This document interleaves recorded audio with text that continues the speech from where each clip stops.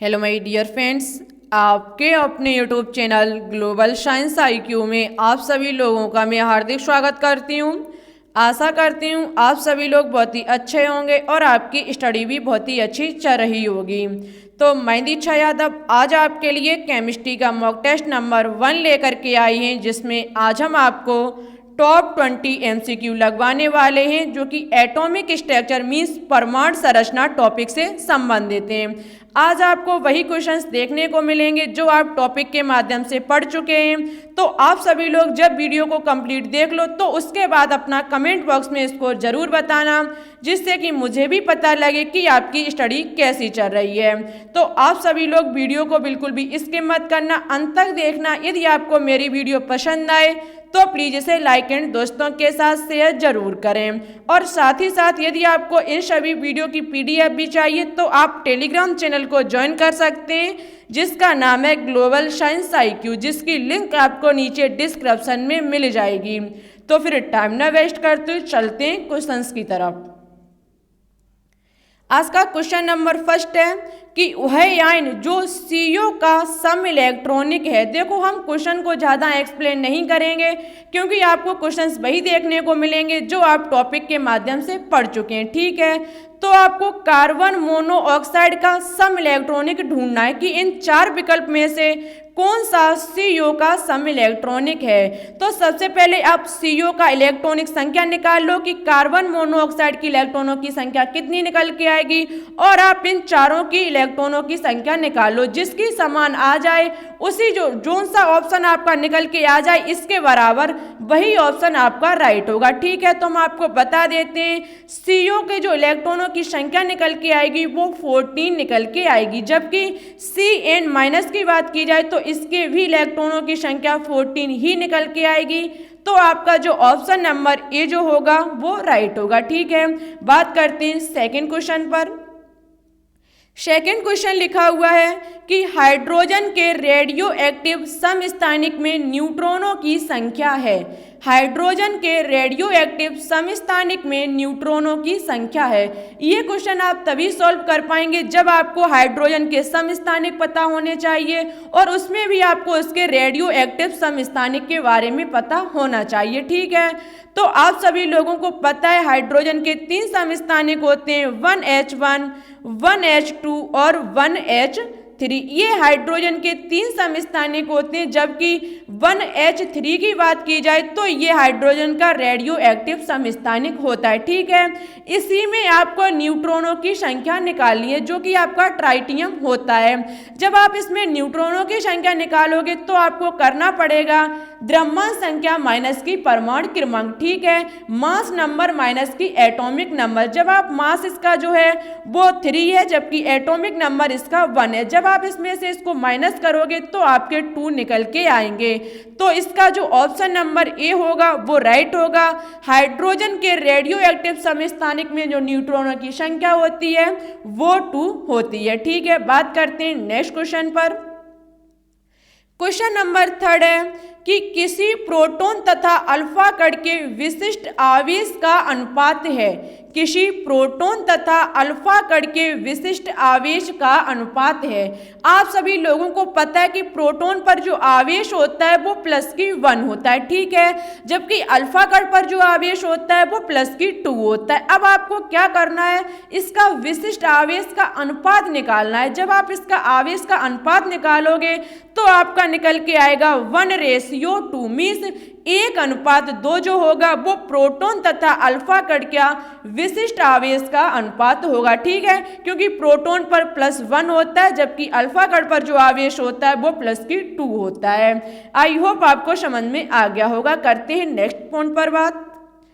Next question लिखा हुआ है कि नियोन Ne सम इलेक्ट्रॉनिक है। आपको बताना होगा जो नियोन आपकी जो एक अक्रिय गैस होती है इसके सम इलेक्ट्रॉनिक कौन सा एलिमेंट होगा। ठीक है, तो आप सभी लोगों को पता है कि नियोन का जो परमाणु क्रमांक होता है वो 10 होता है। ठीक है, जो नियोन का परमाणु क्रमांक होता है वो 10 होता है। परमाणु क्रमांक बराबर प्रोटॉनों की संख्या और प्रोटॉनों की संख्या बराबर इलेक्ट्रॉनों की संख्या।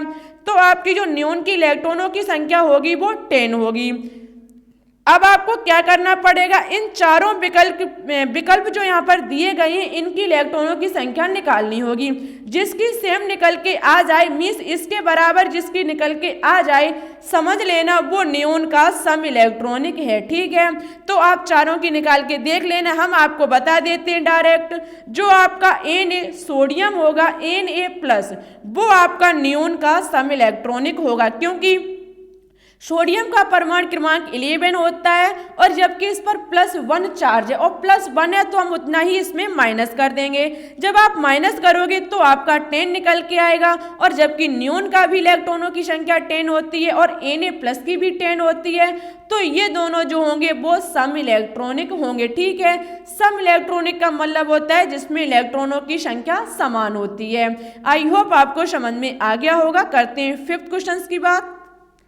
5th क्वेश्चन लिखा हुआ है कि किसी तत्व के समस्थानिक, कहने का मतलब है कोई भी तत्व है जिसे हम मान लेते हैं X है, जिसका परमाणु क्रमांक N और परमाणु भार जो है वो M है, में न्यूट्रॉनों की संख्या होगी। आपको यहाँ पर प्रतीक के द्वारा दर्शाया गया है, कोई भी एक समस्थानिक दिया गया है XNM में न्यूट्रॉनों की संख्या आपको ज्ञात करनी है। आपको पता है N जो यहाँ पर लिखा हुआ है वो एटॉमिक नंबर है मीन्स परमाणु क्रमांक है, जबकि M जो लिखा हुआ है वो यहाँ पर मास नंबर है मीन्स द्रव्यमान संख्या है। आपको पता है न्यूट्रॉनों की संख्या बराबर फॉर्मूला होता है द्रव्यमान संख्या माइनस की परमाणु क्रमांक, द्रव्यमान संख्या माइनस की परमाणु क्रमांक। जब आप इसमें से माइनस करोगे तो आपको पता है द्रव्यमान संख्या M है और जो आपका परमाणु क्रमांक है वो N है, तो आपका आंसर निकल के आएगा M-N means option number D जो होगा वो इस क्वेश्चन का राइट होगा। ठीक है, नेक्स्ट क्वेश्चन को देखते हैं। क्वेश्चन नेक्स्ट है, आपको दो सूची दी गई है जिसका आपको मिलान करना और कूट में आपको बताना होगा कौन सा ऑप्शन राइट होगा। ठीक है, सूची 1 में गोल्डस्टीन, चैडविक, जे थॉमसन और जॉन डॉल्टन मीन्स आपको नाम दिए गए हैं वैज्ञानिकों के, जबकि सेकंड में दिया गया है परमाणु सिद्धांत, प्रोटॉन, न्यूट्रॉन और इलेक्ट्रॉन। इसका मतलब यह है कि आपको ये बताना होगा कि कौन से वैज्ञानिक ने किस चीज की खोज की। ठीक है, तो आपको पता है कि गोल्डस्टीन नामक वैज्ञानिक ने प्रोटॉन की खोज की, जबकि चैडविक नामक जो वैज्ञानिक थे उन्होंने न्यूट्रॉन की खोज की थी, जबकि जे थॉमसन नामक वैज्ञानिक ने इलेक्ट्रॉन की खोज की थी। अब शेष बचे हुए हैं जॉन डॉल्टन, तो जॉन डॉल्टन भाई साहब ने परमाणु सिद्धांत की खोज की थी। ठीक है, तो आपका निकल के आया आंसर 2, 3, 4, 1। इस हिसाब से देखा जाए तो आपका कूट में ऑप्शन नंबर ए जो होगा वो राइट होगा। ठीक है, देखो इसके बारे में हम जानकारी बहुत ही अच्छे से दे चुके हैं कि प्रोटॉन, इलेक्ट्रॉन और न्यूट्रॉन की खोज किस प्रकार से हुई। ठीक है, यदि आपने वो वीडियो नहीं देखी तो एक बार जरूर देखें। बात करते हैं नेक्स्ट क्वेश्चन पर। नेक्स्ट क्वेश्चन पर बात करने से पहले एक बात और आप सभी लोगों को बतानी थी, जैसा कि आप सभी लोगों को पता है कि इस टाइम हम एटॉमिक स्ट्रक्चर टॉपिक चला रहे हैं। इसके कुछ पार्ट जो हैं वो शेष बचे हुए हैं जो कि हम बहुत ही जल्द अपलोड कर देंगे।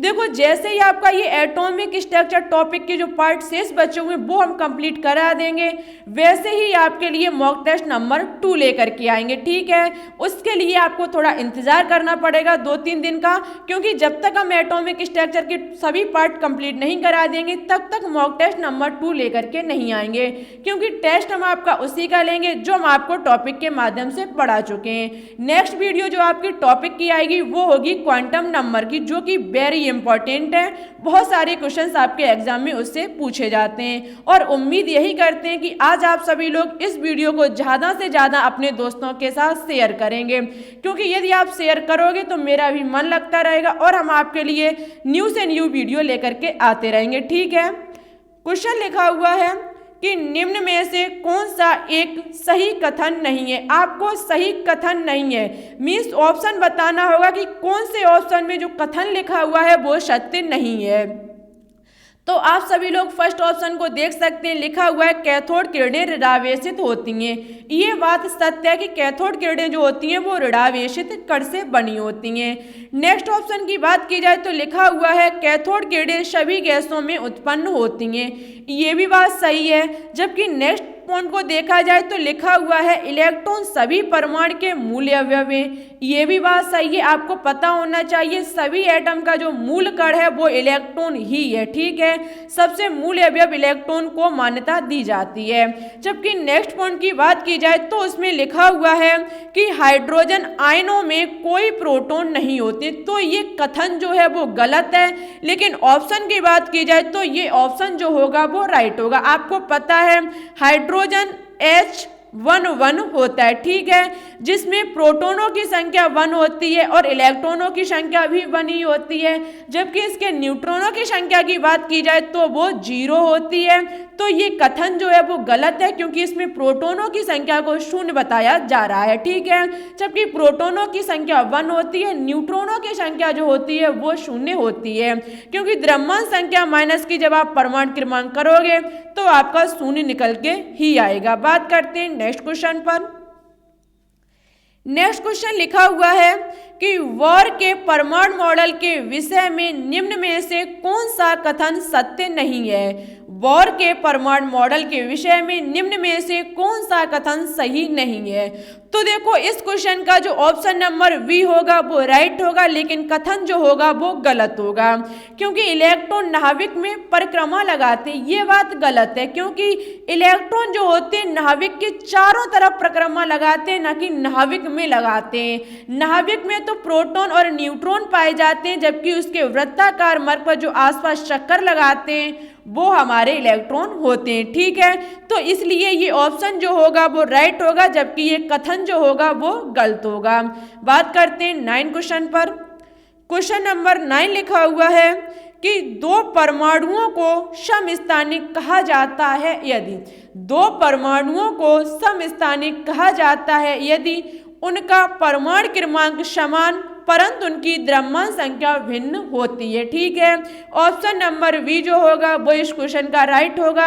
आप सभी लोगों को पता है समस्थानिक में जो परमाणु क्रमांक एटॉमिक नंबर जो होते हैं वो समान होते हैं, जबकि मास नंबर द्रव्यमान संख्या जो होती है वो अलग अलग होती है, ठीक है। इस हिसाब से ऑप्शन नंबर बी जो होगा वो इस क्वेश्चन का राइट होगा। एक बात और, आप सभी लोग स्कोर जरूर बताएं कमेंट बॉक्स में, जिससे कि मुझे भी पता लगे कि आपकी स्टडी कैसी चल रही है, ठीक है। नेक्स्ट क्वेश्चन लिखा हुआ है कि नाभिक के चारों ओर निश्चित ऊर्जा वाली कक्षा को कहते हैं। नाभिक के चारों ओर निश्चित ऊर्जा वाली कक्षा को ऊर्जा स्तर मीन्स एनर्जी लेवल कहा जाता है, ठीक है। ऑप्शन नंबर सी जो होगा वो इस क्वेश्चन का राइट होगा, एनर्जी लेवल ऊर्जा स्तर। नेक्स्ट क्वेश्चन लिखा हुआ है कि परमाणु के नाभिक के निकट कौन सी कक्षा होती है। परमाणु के नाभिक के निकट कौन सी कक्षा होती है। तो आप सभी लोगों को पता है नाभिक के पास वाली जो कक्षा होती है, जो सेल होता है, जो ऑर्बिट होता है वो हमारा के होता है, ठीक है, क्योंकि के एल एम एन से हमारी गिनती शुरू होती है। तो इसलिए नाभिक का जो फर्स्ट वाली कक्षा होगी वो एन होगी, जिसे क्वांटम संख्या के हिसाब से 1 नाम दिया जाता है, ठीक है। नेक्स्ट क्वेश्चन की बात करते हैं। नेक्स्ट क्वेश्चन है कि रदरफोर्ड ने अल्फा कण प्रकीर्णन प्रयोग के लिए किस तत्व की प्रकृति का उपयोग किया था, किस तत्व की पन्नी का उपयोग किया था।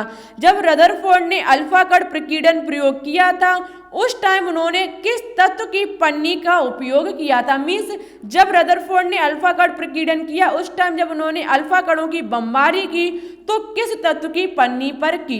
तो आप सभी लोगों को पता है उन्होंने सोने की पन्नी पर अल्फा कणों की बमबारी की थी।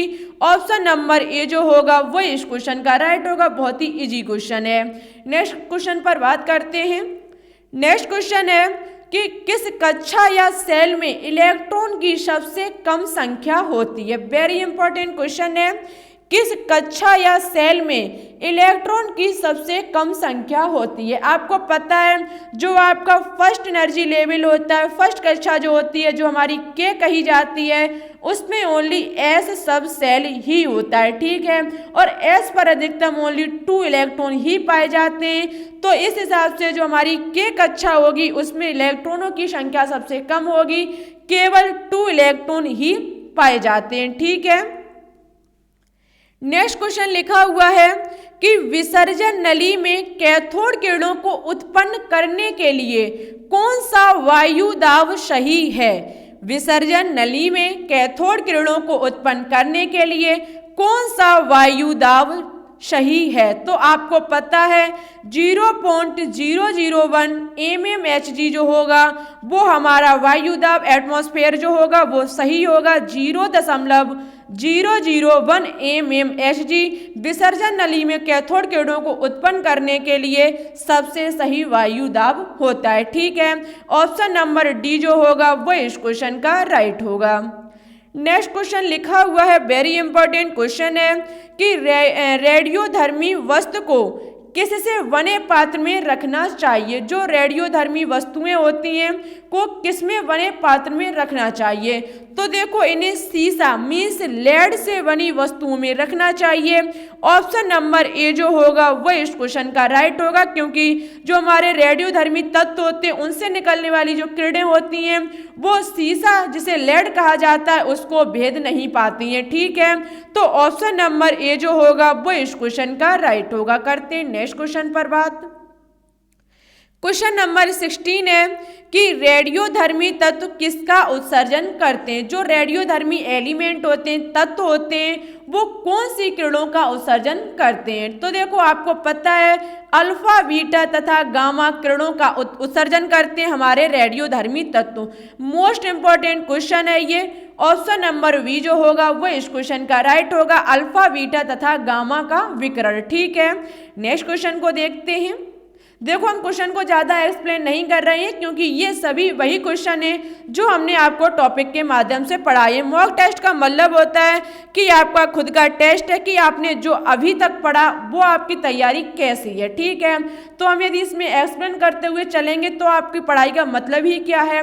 आपका आज खुद का टेस्ट यहाँ पर हो रहा है, आपको बताना होगा कमेंट बॉक्स में कि आपने कितने क्वेश्चन राइट किए। आपको आज पता लगेगा कि हमारी केमिस्ट्री की तैयारी कैसी चल रही है। यदि और मुझे तैयारी कहने का मतलब ये तैयारी मेरी सही नहीं है तो मुझे थोड़ी और मेहनत करनी चाहिए। ठीक है, नेक्स्ट क्वेश्चन लिखा हुआ है कि अल्फा कण में क्या होते हैं? आपको बताना होगा कि अल्फा कण जो होते हैं वो कौन कौन पार्टिकल से मिलकर के बने होते हैं। तो आप सभी लोगों को पता है जो आपका अल्फा कण होता है जिसका परमाणु क्रमांक 2, परमाणु भार 4 और उस पर +2 चार्ज होता है। ठीक है, यदि इस हिसाब से बात की जाए तो इसमें जो प्रोटॉनों की संख्या होगी वो 2 होगी, जबकि इसमें न्यूट्रॉनों की संख्या बात की जाए तो हम 4 में से -2 करेंगे तो हमारी 2 निकल के आएगी।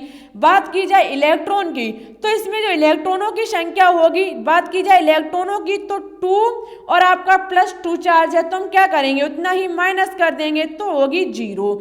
इस हिसाब से देखा जाए तो अल्फा कण में 2 प्रोटॉन और 2 न्यूट्रॉन होते हैं। ठीक है, ऑप्शन नंबर ए जो होगा वो इस क्वेश्चन का राइट होगा, 2 प्रोटॉन व 2 न्यूट्रॉन। नेक्स्ट क्वेश्चन पर बात करते हैं। नेक्स्ट क्वेश्चन लिखा हुआ है, 2 तत्व कैल्शियम जिसका परमाणु क्रमांक 20 है और आर्गन परमाणु क्रमांक 18, मीन्स हम 2 एलिमेंट ले रहे हैं। फर्स्ट हमारा एलिमेंट है कैल्शियम जिसका परमाणु क्रमांक 20 और हमारा सेकंड है आर्गन जिसका परमाणु क्रमांक 18 है। ठीक है, दोनों तत्वों का जो द्रव्यमान संख्या है, जो मास नंबर है वो 40 है। ऐसे तत्वों को क्या कहा जाता है? कहने का मतलब है जिसका परमाणु क्रमांक तो अलग अलग है बट द्रव्यमान संख्या जो है वो एक समान है, ऐसे तत्वों को क्या कहा जाता है? क्वेश्चन किसी भी प्रकार से घुमा के एग्जाम में पूछा जा सकता है, समझना आपको पड़ेगा। ठीक है, तो देखो इसमें जिसमें परमाणु क्रमांक की संख्या अलग अलग तथा द्रव्यमान संख्या समान होती है वो आपके समभारिक कहलाते हैं। ठीक है, ऑप्शन नंबर सी जो होगा वो इस क्वेश्चन का राइट होगा। हमने आपको समझाया था सम मीन्स समान और भार मीन्स परमाणु भार, और आपको पता है परमाणु भार बराबर होती है द्रव्यमान संख्या, चाहे हम परमाणु भार कह दें चाहे हम द्रव्यमान संख्या कह दें बात एक ही होगी। ठीक है, तो जिसमें परमाणु भार या द्रव्यमान संख्या समान होती है हमारे समभारिक कहलाते हैं।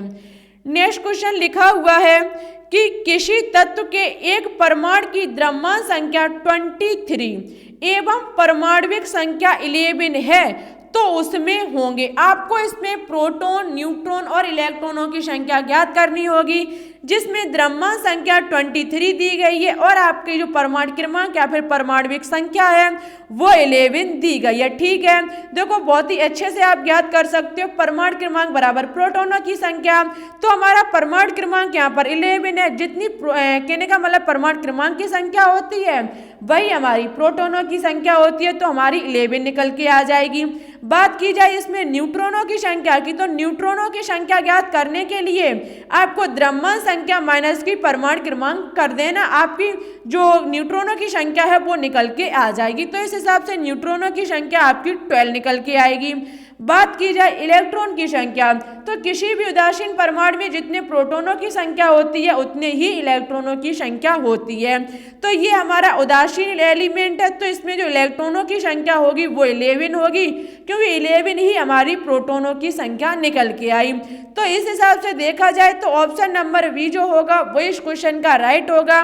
11 प्रोटॉन, 12 न्यूट्रॉन और 11 इलेक्ट्रॉन। ठीक है, आई होप आपको समझ में आ गया होगा। मन में किसी भी प्रकार का डाउट हो तो आप कमेंट कर देना, हम आपको फिर से समझा देंगे।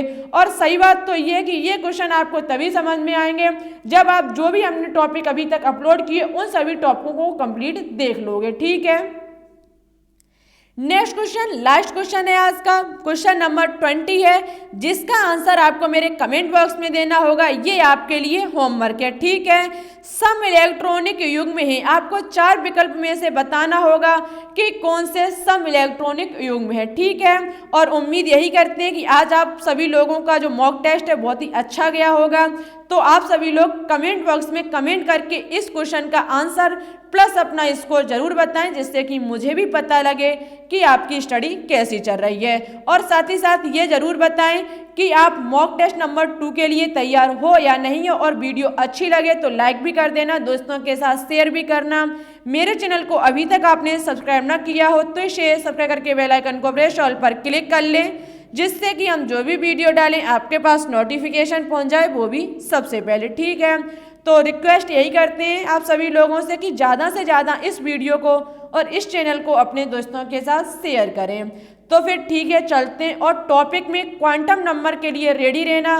बहुत ही जल्द आपको क्वांटम नंबर की वीडियो मिल जाएगी। ठीक है, तो फिर चलते हैं। Thanks for watching this video. जय हिंद, जय भारत।